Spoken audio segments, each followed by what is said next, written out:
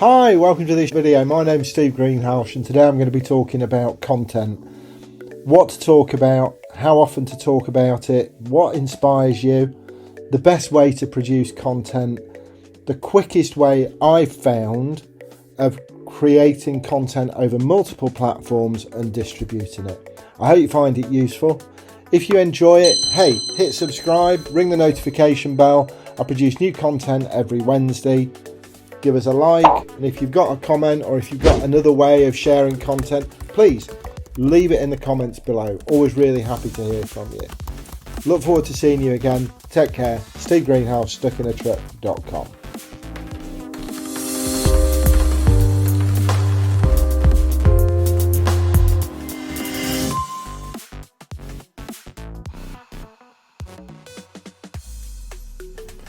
Okay, so at the start of this process, we're going to download a video. Okay, so I've already downloaded the first part of this series, and the second part is here. So click on it to expand it. Every time I turn on the camera, just pause, go to these three dots here, and hit download. That comes to here, and then we'll open that in Finder. By the way, when I'm doing a Facebook Live, I always select to upload in high definition. So I'm working on a Mac, but you can do this on a PC.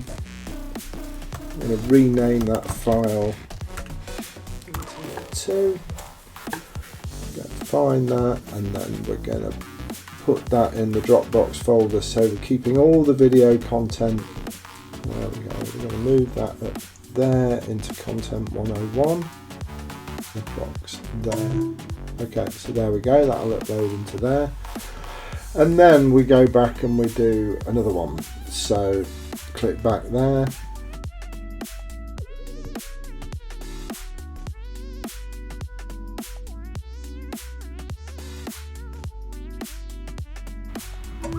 Content 3. Okay, so we've got those.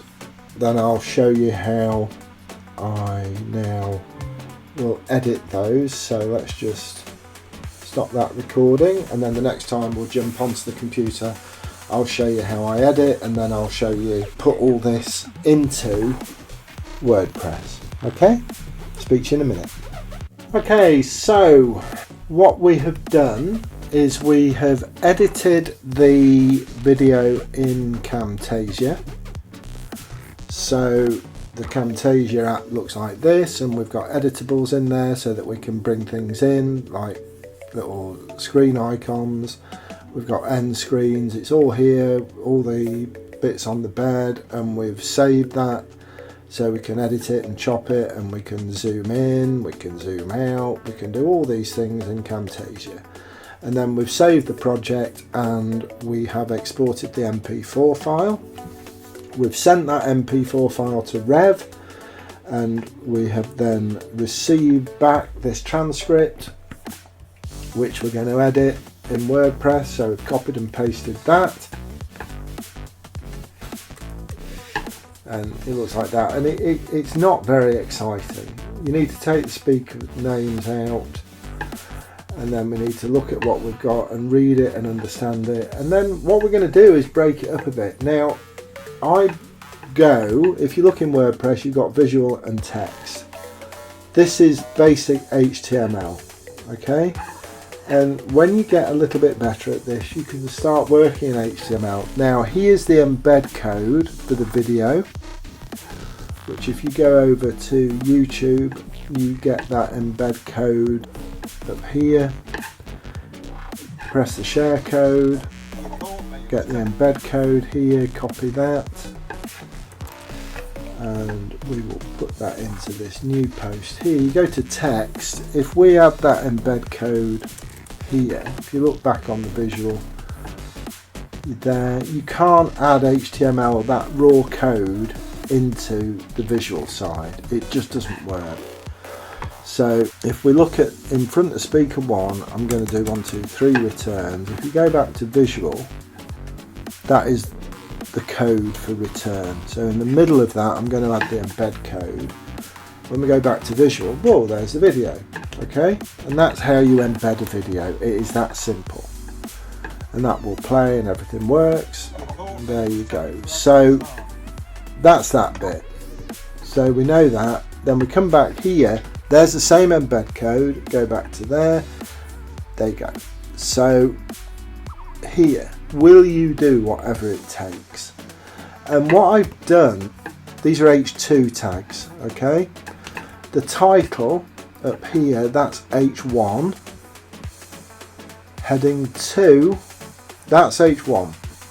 Okay, and then down here, this is what you would call an H2 tag here. There. Now, you've got two ways of doing this. You can either highlight it and go to heading 2. What tends to happen if you do that, what may happen is that the whole paragraph gets exploded. So I want to come in and show you. If you want to get a very specific line, to turn it on, you do that bracket, H2, close brackets. At the end, you do open / H2, close. Okay? And that is the basic instruction. And you'll see these little brackets, they're instructions. On, off, on, off, on, off. Underline. Okay?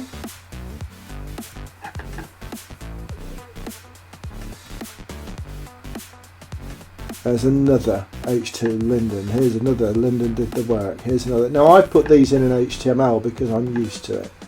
But you can highlight them. But what you may find that happens, if we put another in here, work. Do that. Go H. Let's go H3. The whole of that next paragraph has gone H3. Now, if you go to text, so you've opened it there, and it's closed there. So if you copy, highlight that, cut it, put it back in there, then when you go back to visual, it's just Lyndon was not scared of the work. Okay, well, we don't want that in. We don't want to change it. But did you see how I did that? It's really straightforward. And that now, that'll be an H2. Yeah, well, we don't want that. Now, further down, I've just highlighted and put in italics, put in bold. That's a call to action, so it's obvious. I like using, by the way, bullet points. It breaks it up and it makes it look better. But again, you've got to understand what the bullet points look like in HTML, because sometimes it will go too far. So if we go to the HTML here, bullet 1, off, on, off, on, off, on, off.